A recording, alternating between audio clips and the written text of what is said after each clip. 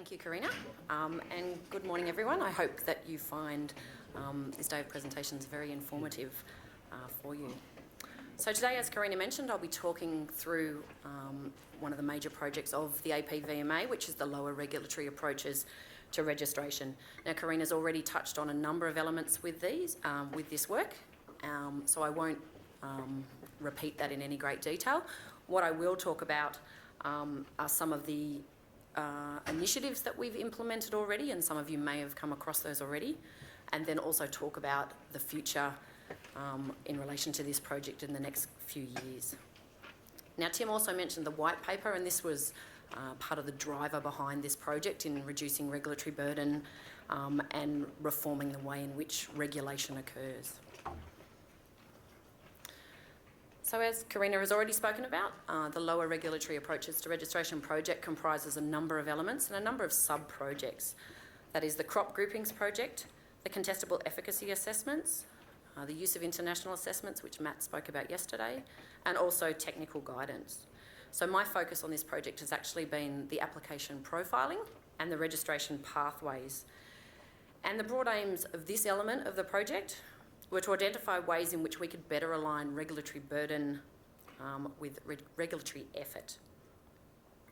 So when we looked about what the benefits of such a project would deliver for registrants, as Karina has already mentioned, it would provide a bit of certainty and predictability for you in the requirements that you need to provide, what we will do with the information when we get it, and how long, most importantly, how long it would take. It was also looking at alternative pathways for applications. Now, a lot of other regulators have streamlined pathways for certain groups of products, and we were looking at ways in which we could follow the similar initiatives. And also reduction in duplication of effort, and that really focuses on the use of international assessments, as Matt spoke about yesterday, doing things smarter rather than cogging the wheel and continually assessing everything from scratch. For the APVMA, we looked at this project would be delivering streamlined processes. So we recognise over the years we could probably do things better. And so having the time to step back and have a look at where we could make improvements. We can look at options for information provision and management, which for the APVMA, also looking at ways in which we can manage minor applications and reduce the time which consideration of these relatively administrative type of applications could be handled. And then also look at the benefits for the APVMA would be that we have more time to consider those new and innovative products and those applications which are extremely complex and require that dedicated time and consideration. So this project was hoping to also deliver for other stakeholders, so that would be other regulators. And that was in consistency in approach, but also through information sharing and not duplicating effort. So that really does tie into a lot of the work with the sharing of the international work, but also offering pathways for registration that are similar to what other regulators do. And then for the farming community, availability of product was really important, particularly new and innovative products that are available overseas, to make them available to stakeholders, but also have these products available in a predictable and timely fashion. So in working towards aims within this space of the project, we worked closely with the University of Melbourne at the start of this project. And in the first instance, we looked at, well, what would define a low-risk product that the APVMA regulates? And we looked internationally. There's lists of low-risk ingredients. Other regulators have low-risk ingredients. Were we able to come up with a list of low-risk ingredients that we could group products to be low risk? And then we thought, well, what really is low risk? Is it that it's of low hazard, or is it low exposure? And as you all know, it's a combination of the two. So what we moved from, rather than talking about low risk, we looked about what are those products or applications that would require that low regulatory intervention. And that tied back to regulatory burden on applicants and then regulatory effort that the APVMA put into assessing those applications. So it was a little bit challenging, but we looked at how we currently manage all of our applications. Were there exemptions or exceptions that we provided to certain applications? What were the pathways of registration? Did they differ significantly between the types of applications that we receive? And if they didn't, were there ways that we could manage them differently? As I mentioned, other regulators have systems in place where there are streamline or fast tracking of certain applications. So we were looking at the ways in which the APVMA may be able to follow a similar pathway for certain applications. So using this information, we started the process of profiling applications, and that was looking at the common characteristics across all applications. And using these, depending on what characteristic they met, really drove what the level of regulatory effort was required. And these are all the common features. And when I flick to the next slide, which is the profiling, which Karina spoke about earlier, this represents all of the iterations and combinations of the applications we receive. So we worked through all types of applications. We worked with industry, we worked internally as well, and to try and define, well, what are all the potential parameters that sit around an application? And I won't go into any more details of that, but anything from a label variation to a pack size to a brand new chemical are all covered within this, this net or this profile.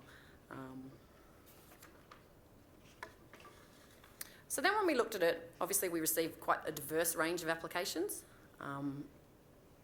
varying from a brand new chemical through to a minor variation. And to develop a system or mechanisms in place to manage some of these, what we did was look at a small group.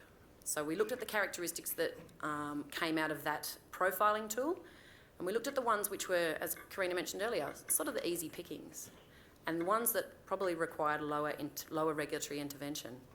And from that, we needed to then develop an alternative pathway for the registration of these, because there's no point in identifying something that doesn't require much effort but not having that appropriate pathway for which that application can then proceed. So when considering how we could introduce such of these alternatives, we needed to consider at what points changes needed to be made. So obviously, there are three elements that underpin our work, and that's the legislation, our requirements and our policy, which has been developed around our legislation, and then our internal processes. The legislation is not something that can be changed quickly or easily. So we then focused on, well, what were our requirements, our internal policies and our processes that could achieve that lower regulatory burden, potential pathway for registration or variation. So what are some of the outcomes that the project has delivered so far? You may have heard of Fasttrack registration, and Karina mentioned it earlier. So on the 28th of July this year, we commenced a pilot study of Fasttrack registration. It was focusing on a very small, discrete group of applications. Those were the Item 8 repacks, where the registrant owned both the reference product and the proposed product. And the reason for this very tight constraint was that we didn't want the complicating factors of CCI or protected data to interfere with just trying to develop some fundamental principles behind fast-track registration. What we also did was we refined some of our processing internally, and there's still a lot of work to do on that. But we also, most importantly, refined or streamlined the upfront requirements for you as applicants to participate in this. So for those applications that would meet the requirements of a fast track, you would put the application in, but you would be required to pay the full fee for that application upfront. You would be required to provide all information. So for an Item 8 repack, that's your manufacturer's declaration and the applicant declaration. You will know that you get 7 days to provide that when you make your application, but we required all of that upfront. We also required, or the system forced the applicants, the 3 applicants, to select only products where, one, they owned the product, and also that the reference product was a registered product. So there were system changes that we put in place as well. And then the third factor is the identical label. You all laugh, you all may say, well, it's pretty easy to make an identical label. Well, unfortunately for Item 8 repacks, a lot of times we have to go back to applicants because they can't get their reference product label identical to that of the new product. So they were the criteria that would drive whether such an application could be fast-tracked or progress through the process earlier. When we started this, the application timeframe for these applications is 3 months. We were hoping, ambitiously, to get it done in 2 to 3 weeks. Very ambitious. So we received 3 applications. The first application was processed in 6 days. They paid the full fee, they provided all the information, and the label was absolutely correct. So that went through in 6 days. The other 2 applications, unfortunately, somehow, they jigged the decision tree, and they really did have data protection when they selected no, there was no data protection. So unfortunately, those other 2 applications cannot be progressed through that fast tracking, but I would encourage anyone who has an item 8 repack, an own repack, which has also been processed sometimes under 10As for a label name, you can actually register a new product with your you being the same registrant. So I would encourage you to trial this system and see how it goes. So I guess, what have we learnt so far? It's obviously only been running for 3 months, but what have we learnt so far? So the IT enhancements to allow full fee payment up front. So for the fast track, the application wouldn't progress until the full application fee was paid. And you're all aware that you now pay $710 as a deposit, and then you have to pay your remainder of your fee through another mechanism, not through the portal. By the end of the year, that capability to pay the full fee for your application will be available across all categories of application, if you so choose. You can pay $710, the deposit still, or the minimum requirement, or you can choose to pay the full fee upfront. Now, this saves an incredible amount of processing within the APVMA and a lot of toing and froing between yourselves, CMAO and finance. So we're rolling that out across the organisation. As I mentioned, we're still looking at internal processing and working about how we can refine these further. We're looking next year at maybe expanding it to other applications, still simple type of applications, but whether there's any possibility of being able to do that further. But again, data protection and all of those CCI are things that we need to keep in mind when doing this. And also, Karina mentioned registration according to a standard. That's a future initiative where we're looking at, that's a fast track, or a type of application, sorry, that would suit a fast track approach to registration. One of the second initiatives that have come out of this project that has been implemented, and some of you may have done this already, are 5 new notifiable variations. As Karina mentioned, when we were looking at the types of applications that we receive, a lot of them came up to say, well, there's a fair few administrative changes, and are they possible to go through the process of notifiable variation rather than requiring everyone to make an application? So we now have 5 new ones, and that's the change in the site address where there's no physical location of a manufacturer, and that could be because of a council boundary change or a revising in the address when the physical location stays the same. The name of other products referred to in the directions for use. I might have Henry's herbicide referenced in my directions for use. Henry's decided to change his name to Alison's herbicide. The name, the APVMA number of that product still stays the same, but if I have Henry's herbicide on my label, there's no product. So I'm allowed to reflect that change of Henry's on my label. You can't add a new product. It still has to remain the same with the same APVMA approval number.